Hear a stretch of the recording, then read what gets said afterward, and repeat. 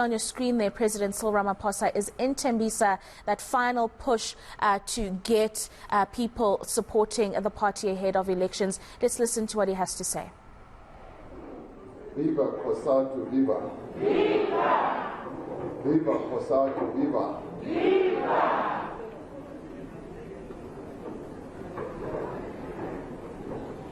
Program Director,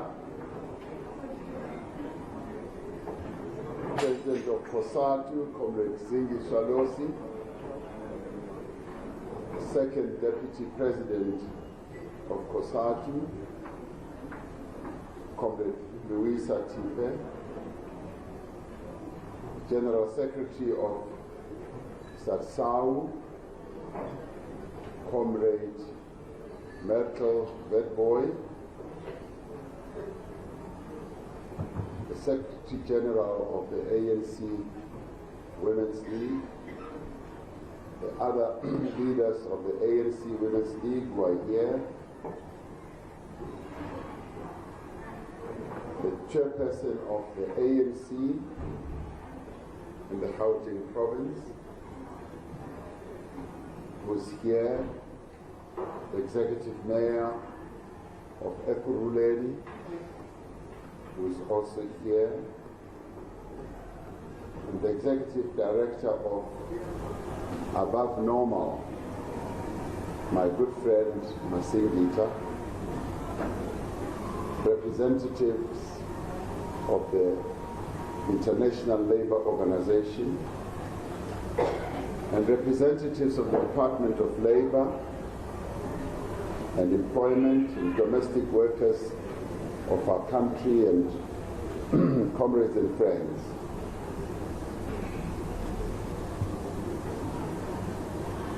The lady who tells me she owns this place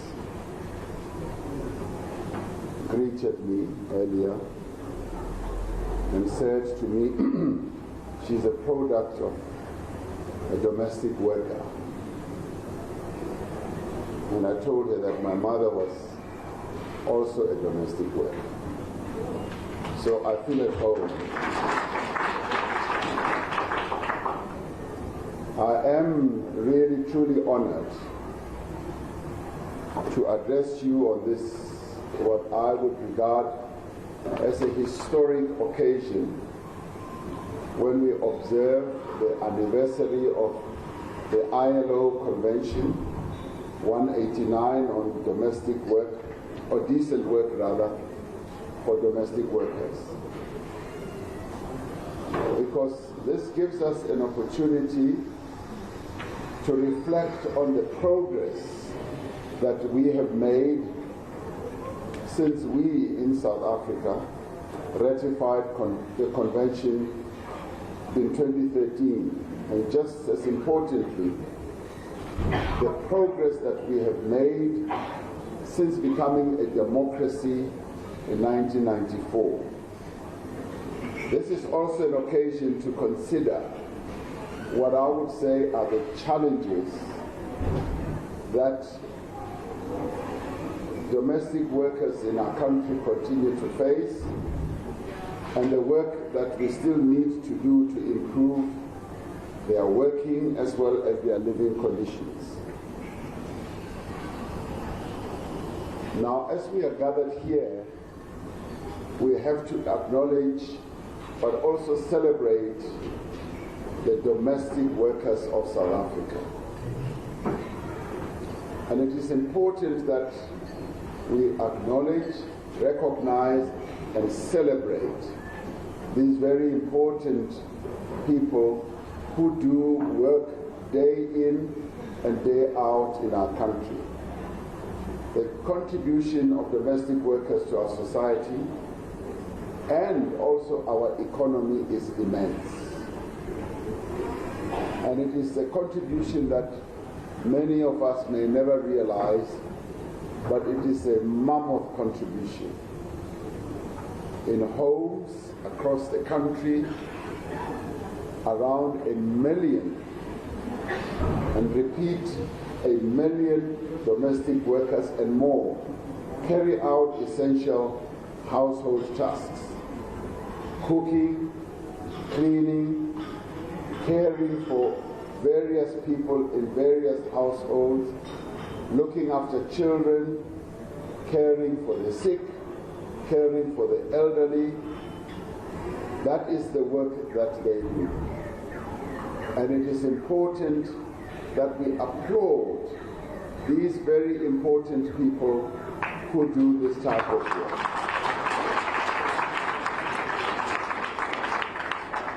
For as they do this work, they keep the social fabric of our country together. They are the glue, they are the strings that tie the social fabric of our country together. They are the ones who make society intact to function at a variety of levels. Because through their work, they contribute both directly as well as indirectly to the growth and the sustainability of our families, of our households, of our communities, but also importantly of our economy. It is an economy that would never function without the contribution of domestic workers. And if you like, they are the real engine that makes our society to function, that makes our economy to function. And let's applaud them for that as well. But the problem is, this contribution that they make, that domestic workers make in our country, largely remains unrecognized, unappreciated, and in many ways unseen, because we don't see them in our faces.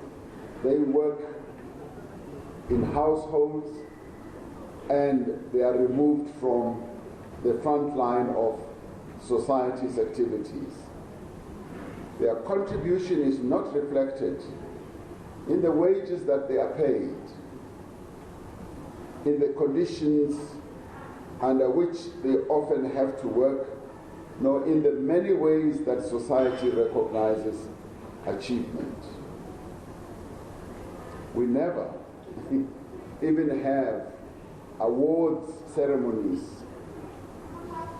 We never even have recognition, even at a national level, for these important people who contribute to the life of our society.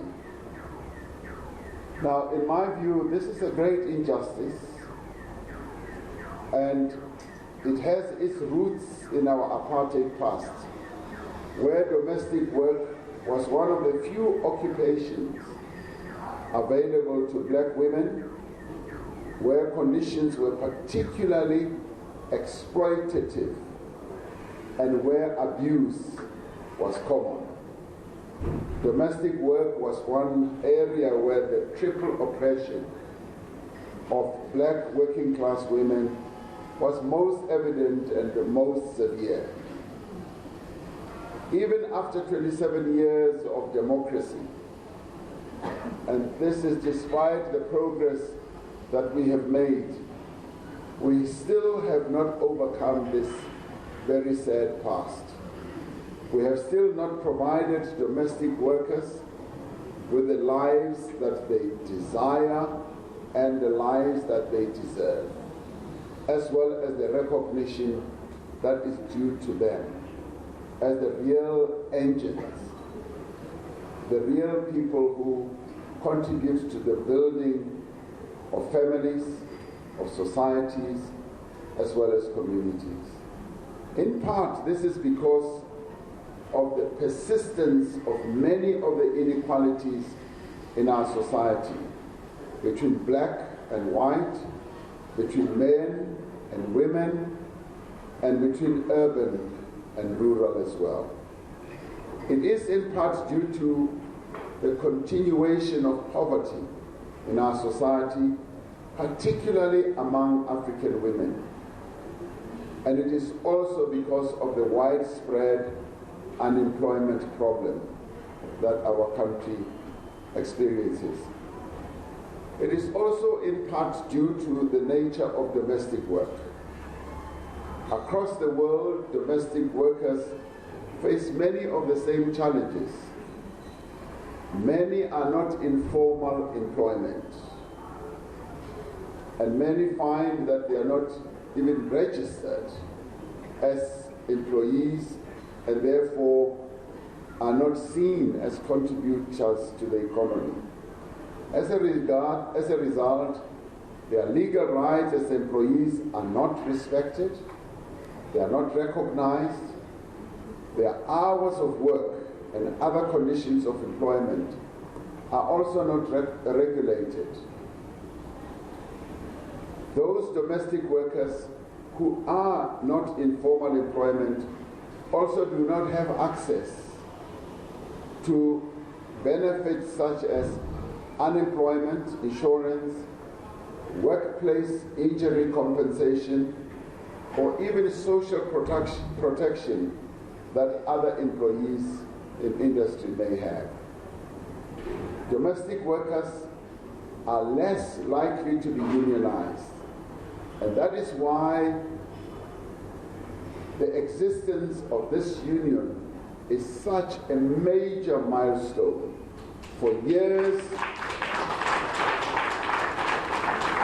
the existence of SADMAO is such a major achievement. For years, federations have sought to organize domestic workers successfully and have not been really that successful because domestic workers don't operate in an industrial setting. There are not many in a factory or in a mine, and therefore even the decision by a domestic worker to join a union is a huge, huge effort. And that is why I applaud you all for having joined this union. And because of those challenges and difficulties, they are less likely to be aware of their rights because they operate singularly in the home of their employers. They are less likely to organize and mobilize to protect the rights that they should have, and have less of an opportunity to have their grievances addressed. Now, live-in domestic workers are particularly vulnerable, much more vulnerable than those who live outside. They are vulnerable to abuse, they are vulnerable to exploitation, and the abuse can include physical abuse, it can also include sexual harassment. And they are also vulnerable to the limits that may be imposed on their right to access to their own families or children. The struggle to improve the material conditions of domestic workers cannot be separated from the broader struggle for the economic empowerment of the women of our country.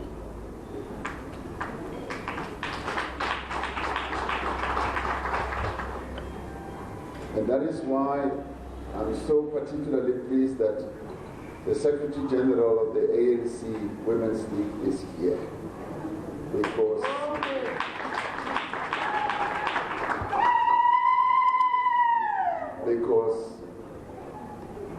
leaders of the ANC Women's League, like Comrade Mioko and others who are also here, have placed the empowerment of women on the top of the agenda of our nation.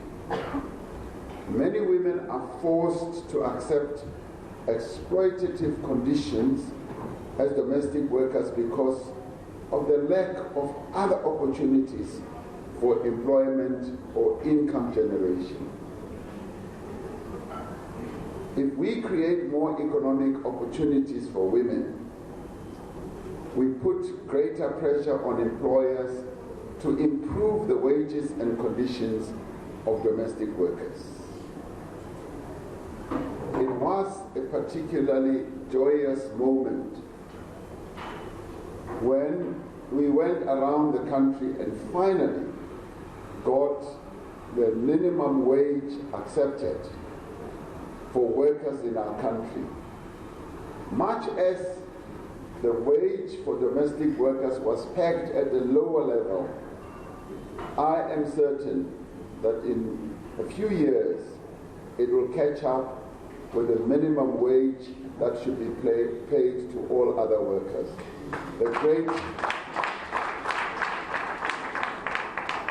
The great achievement was to have a minimum wage to be applicable to domestic workers as well. And whether employers like it or not, the minimum wage must be paid.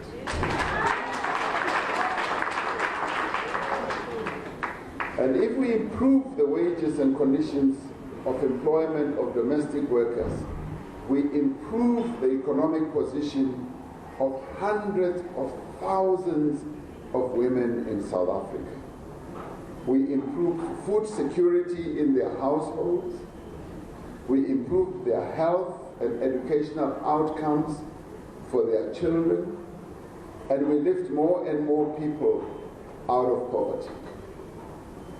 As we confront the legacy of our past, we must also deal with the devastating impact of COVID-19.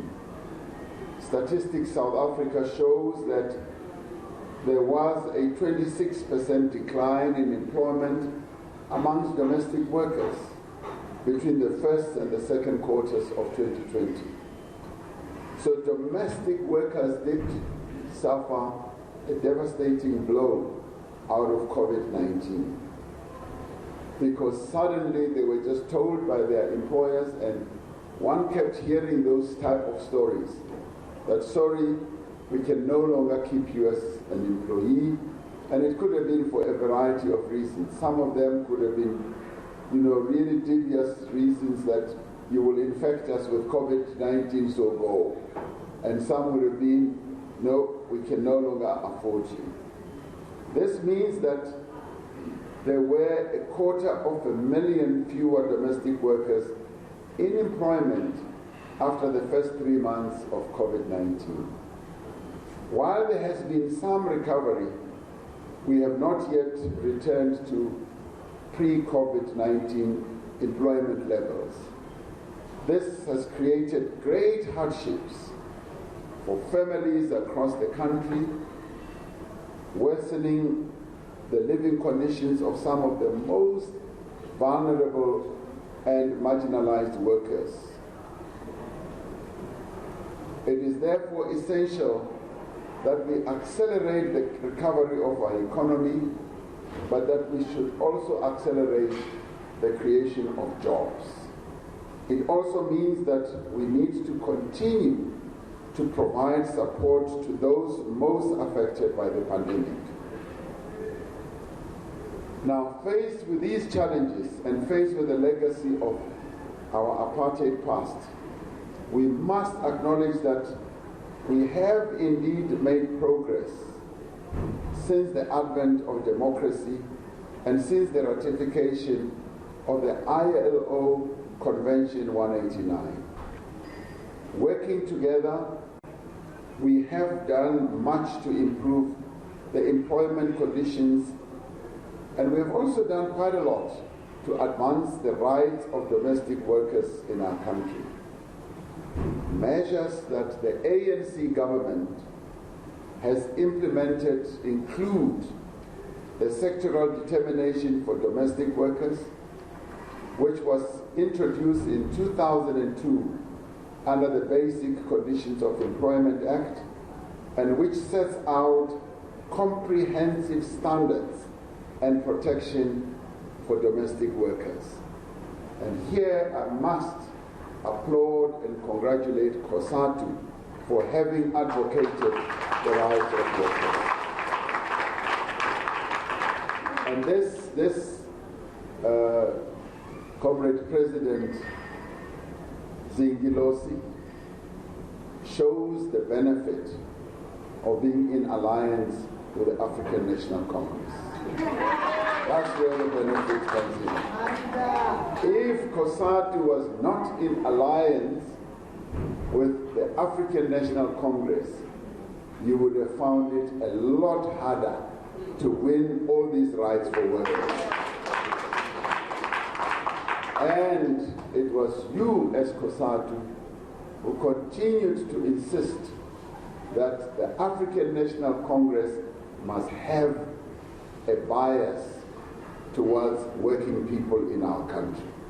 And this is the result of that bias, and it's a positive bias. So I congratulate you. Now, some of the benefits have included, yes, improving in working conditions, improving hours of work, overtime pay, leave entitlements, and daily and weekly rest periods. Now, those rights are there, and they need to be implemented. The introduction, as I said earlier, of the national minimum wage was a victory for all workers of our country and gave effect to a demand made more than 50 years ago when the Freedom Charter was adopted. By improving the wages of the lowest paid workers, the national minimum wage contributes to reducing the high levels of poverty and income inequality as well. At the time that we introduced the national minimum wage, we recognized that domestic workers and farm workers are particularly vulnerable to disemployment.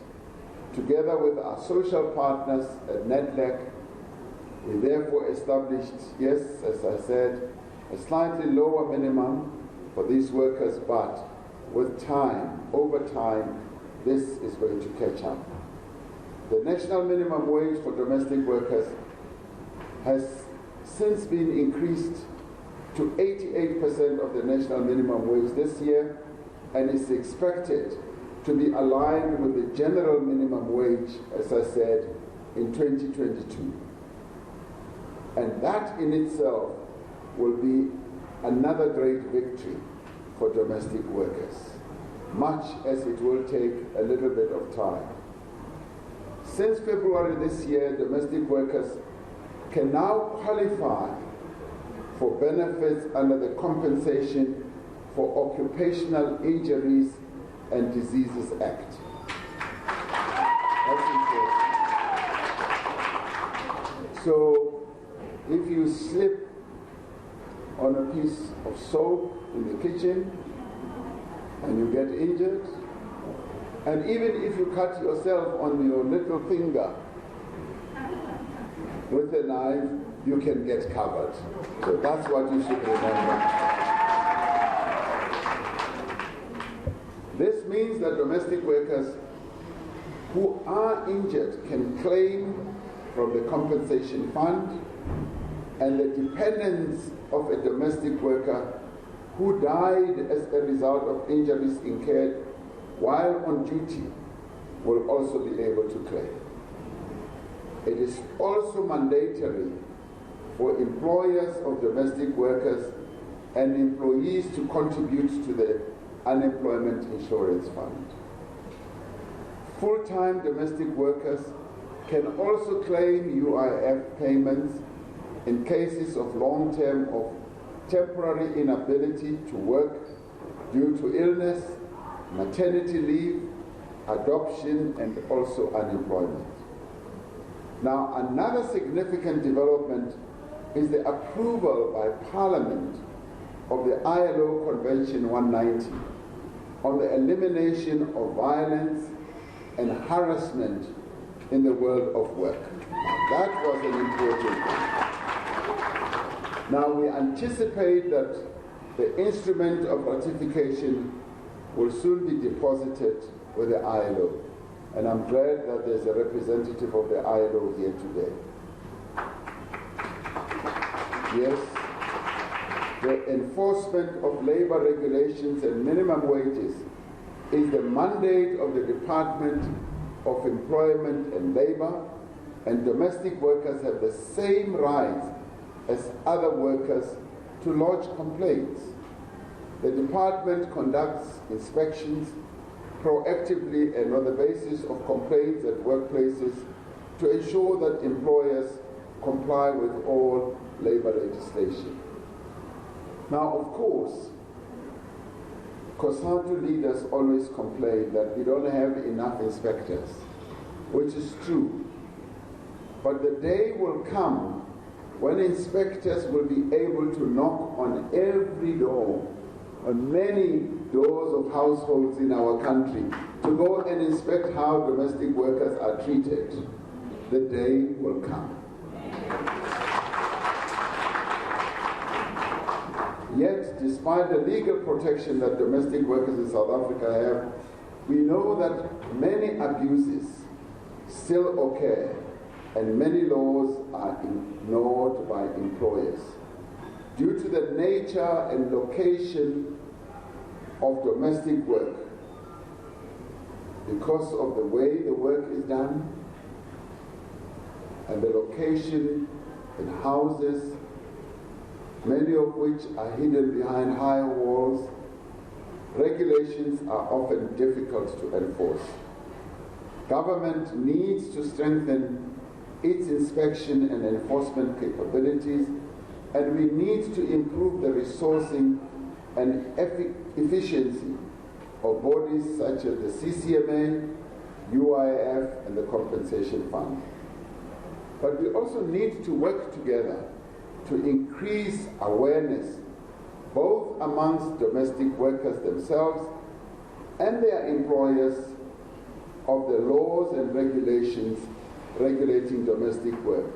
And we need to intensify our efforts to organize domestic workers into trade unions and to make sure that their voices are heard and their concerns are addressed.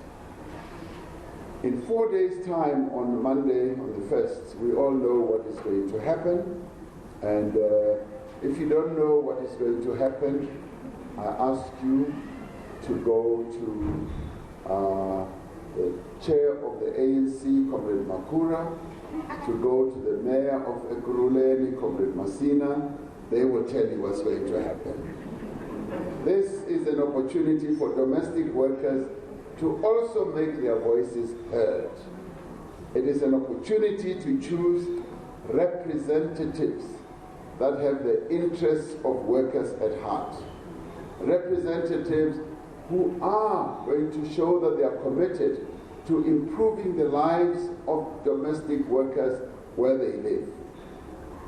Representatives who will do everything within their means to make sure that there is service delivery, who are committed to building safer, cleaner, and better communities. This is an opportunity for domestic workers to recognize the great advances that have been made under the leadership of the African National Congress and to demonstrate that they expect the ANC to do more and to do better in improving the conditions under which our people live. And to do what Comrade Zingi Losi was saying, to unite the people of South Africa and to renew the African National Congress so that the ANC can fulfill its historic mission, a mission it was given in 1912 when it was formed. So I urge all domestic workers throughout the country to use this vote to change their lives and to change the country for the better. As a society, we need to give domestic workers the recognition that they deserve, a recognition that is due to them. We need to ensure that their rights are protected, are upheld, and that the conditions of employment that they work under are improved and that they receive decent wages. As a society, we have to build on the progress that has been made for the conditions of workers since 1994. We must intensify the struggle that has brought us this far, and we must not rest until we have made decent work a reality for each and every domestic worker in our country. Working together, I am absolutely certain that we can succeed. And for me, this is a great occasion, an occasion that recognizes the importance of domestic workers in our country, in our society, but more importantly, of advocating the idea and concept of decent work for domestic workers, something that we must achieve. And I believe that the more we talk about it, even those who either exploit domestic workers, pay them wages that are way below the minimum wage, the message will sink in that the time for domestic workers has arrived and they must be treated decently and they must be paid properly. Thank you very much. I'd like to call on